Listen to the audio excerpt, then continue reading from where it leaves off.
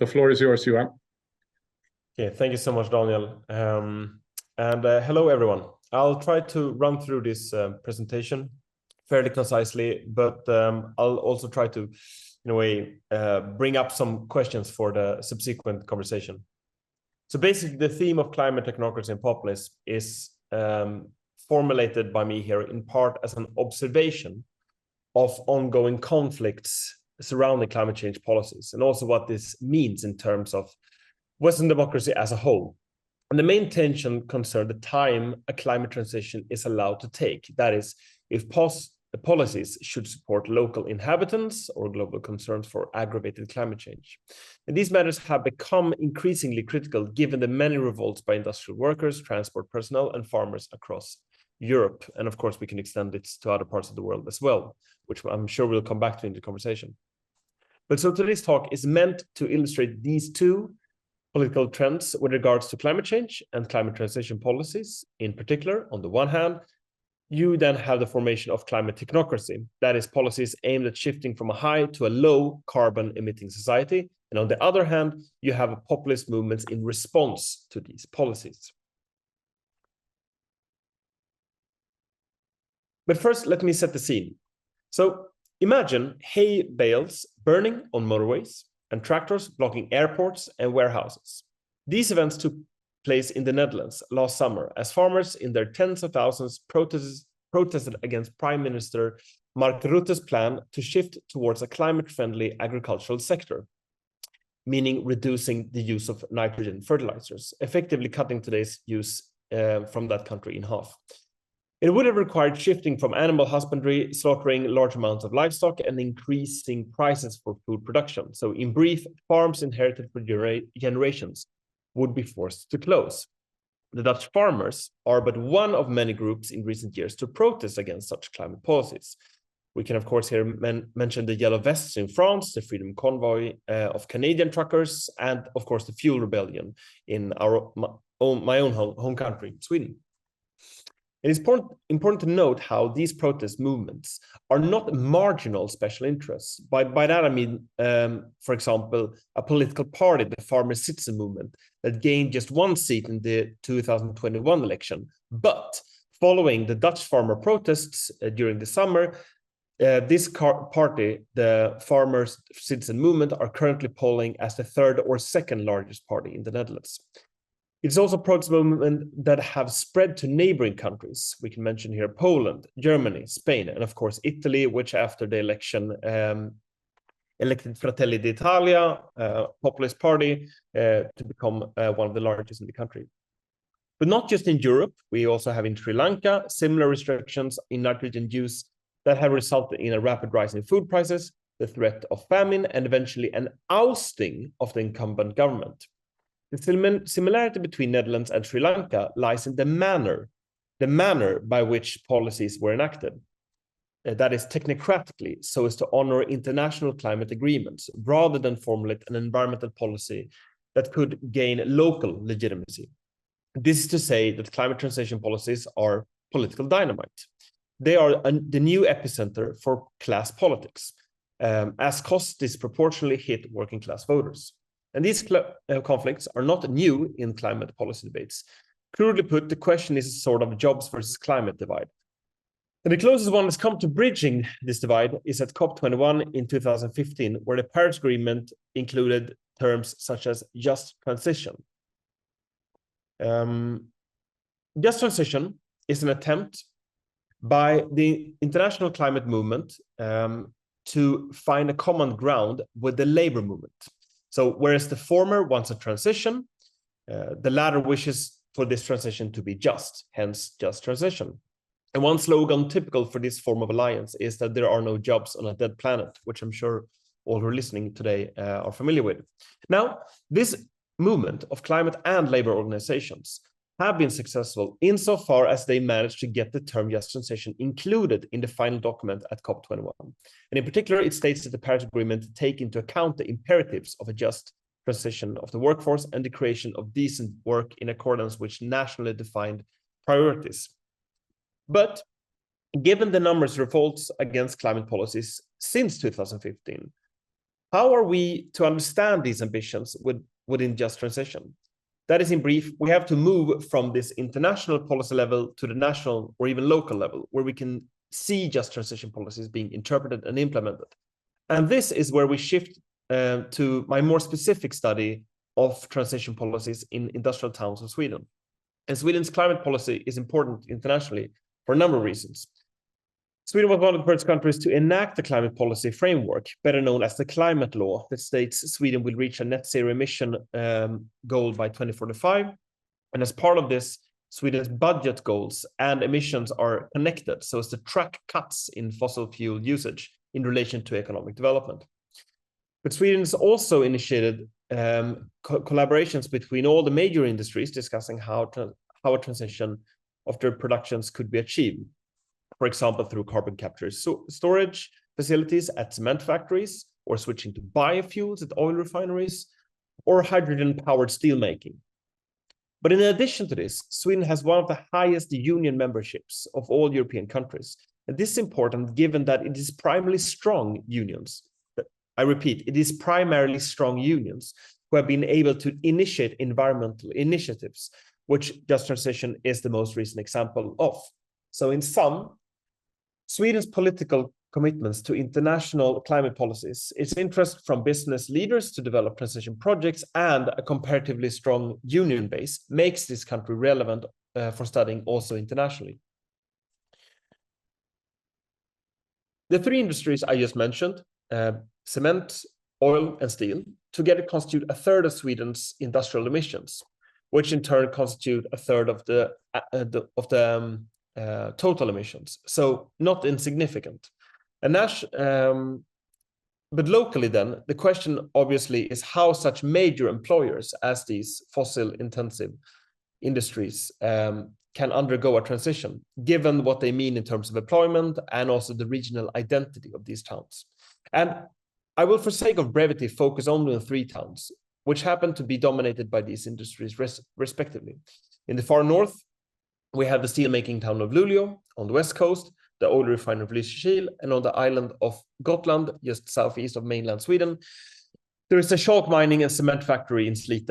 And phasing out carbon emissions from these three places make the towns as a whole a sort of frontline community of transition policies, similar to that of Dutch farmers and nitrogen policies that we mentioned earlier.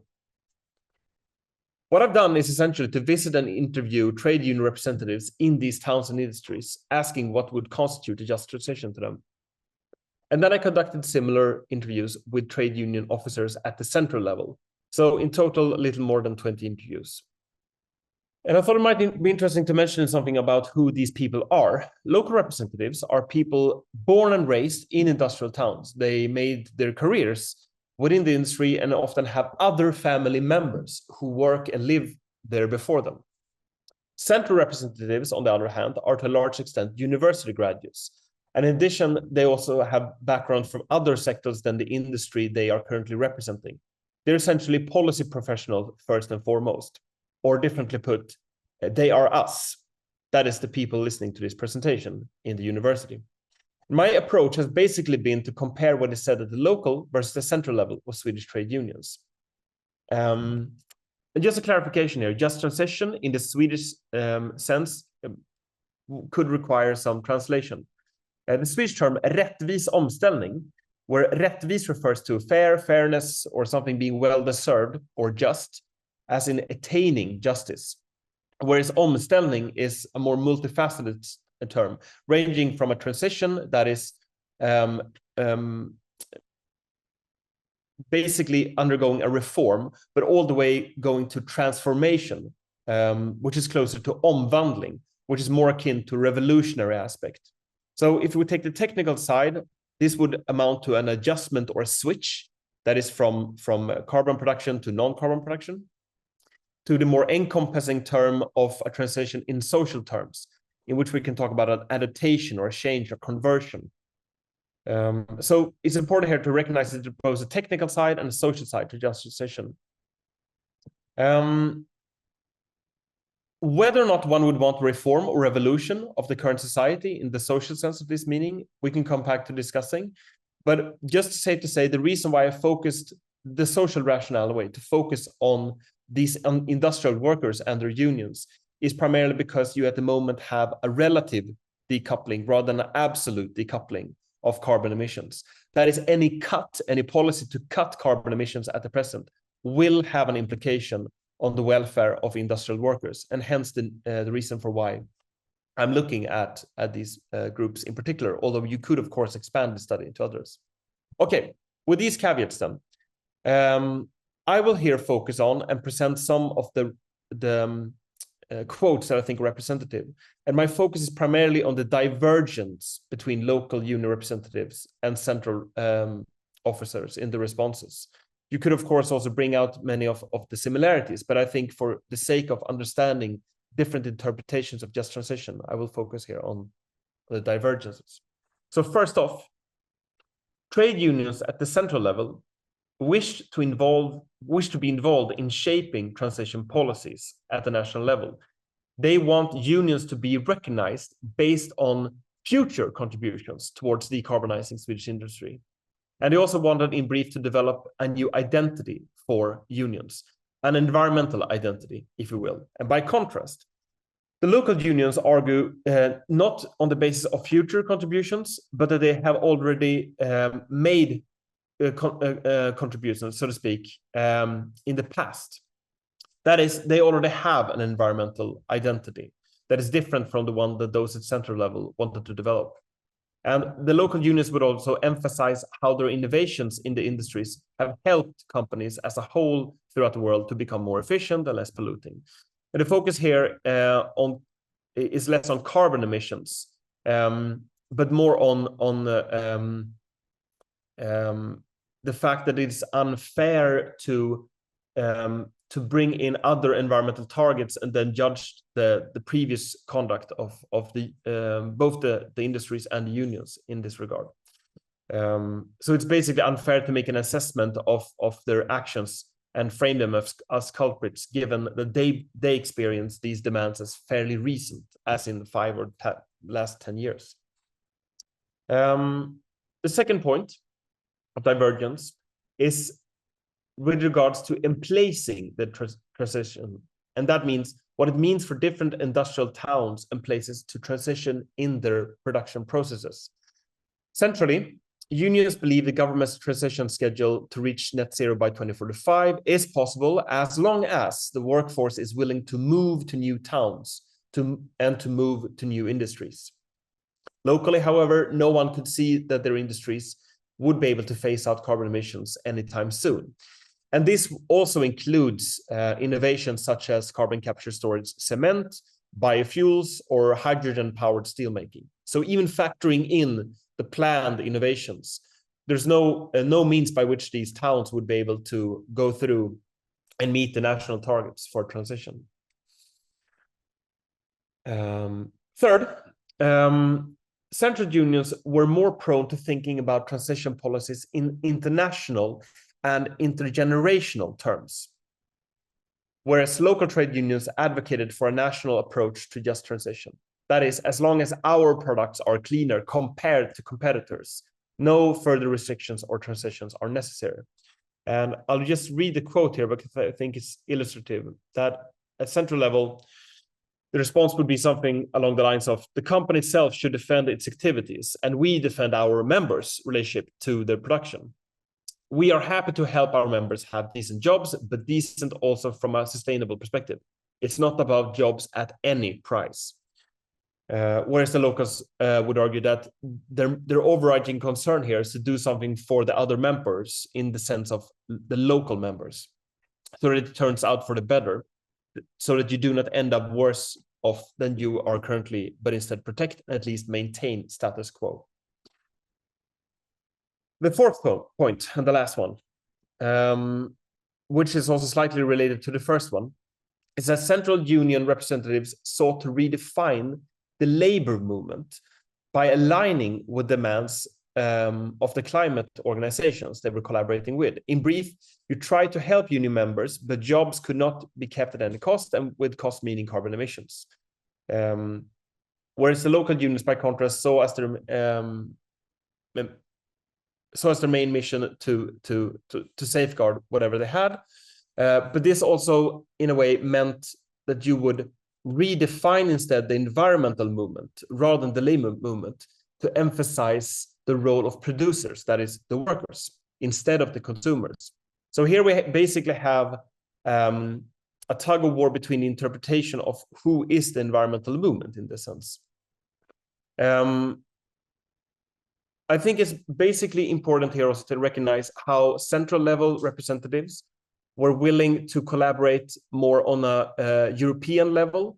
That is, you allocate different European grants to oversee the shift of the transition of different industries.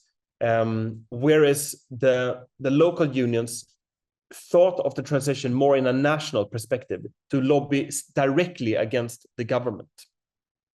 And conversely, the national unions at the central level were more interested in having a seat at the table when these overall European transition plans were formulated. Whereas the local unions, while not opposing being involved, were more thinking in terms of their industry rather than the labor movement as a whole. And I think this comes out most clearly in the difference of what is treated as the climate movement with regards to the labor movement, where the local unions thought that a real climate movement, and this is their phrasing, a real climate movement had to also be a labor movement and not the other way around. So it's basically who needs to learn from who, in a way. Okay, so here's just a summary of the conclusions we've gone over so far. But what does all of this mean in terms of a prospect for a just transition? And based on this study, among the Swedish trade unions, I would like to spell out 3 implications before we can open up for a more general discussion on climate technocracy on the one hand and populist responses on the other. So, if the divergences that I've identified here are representative by any means for the workforce in other industrial towns or other sectors of the economy, then an ambitious transition policy at the central level is most likely set to create conflicts at the local level. And for starters, this will perpetuate an already ongoing decoupling of working voters from social democratic parties or progressive parties in general. One example of this is a growing organization of workers by new populist parties, such as primarily the Sweden Democrats. In effect, this would maintain the jobs versus climate divide. Another point here is to what degree the workforce or the trade union representatives have influence over transition technologies, such as the carbon capture and storage, biofuels, and hydrogen-powered steelmaking. And we should remember that these are all company initiatives, but they're subsidized by the government. So meanwhile, as unions at the moment play at best a supportive role, the question here is to how an increased involvement of workers and unions in the development of these technologies could be brought about. This could range from anything between reskilling the workforce and the companies paying for this reskilling, or gaining shares in the transition technologies or the companies. And thirdly, the risk, of course, that the transition policies could result in an offshoring. That is, instead of transitioning the technologies as is being portrayed here in Europe, they simply dismantle some facilities and reopening them elsewhere. And there's one case that has already been noted in Swedish media, where Cementa and the Heidelberg group that owns Cementa closed down factories on Öland, only to reopen these later in Ouagadougou in Burkina Faso. More or less the same setup, the same number of employees and output. So to round off for now and open up for discussion, my argument has been that transition policies, as of yet, failed to gain popular support. And in face of these revolts, there's been a move towards increased technocratic solutions, not just with regards to the governments, but also to the central level of the trade unions themselves. And I believe this is what will continue to provoke broader populist reaction. Or to formulate it in even more dramatic terms, if Western politics are to have any semblance of being democratic in the decade to come, The solutions would not come from more climate laws or regulations or sabotage conducted on part of activists, but from attempts to negotiate what a climate movement of producers could look like. And for those interested in reading more on this, there's a preprint available through the Oxford Open Climate Change Journal, and the title of the paper, Transitioning Unions, you can find as of November last year, and I'm pretty sure that the final version will be in print in the weeks to come.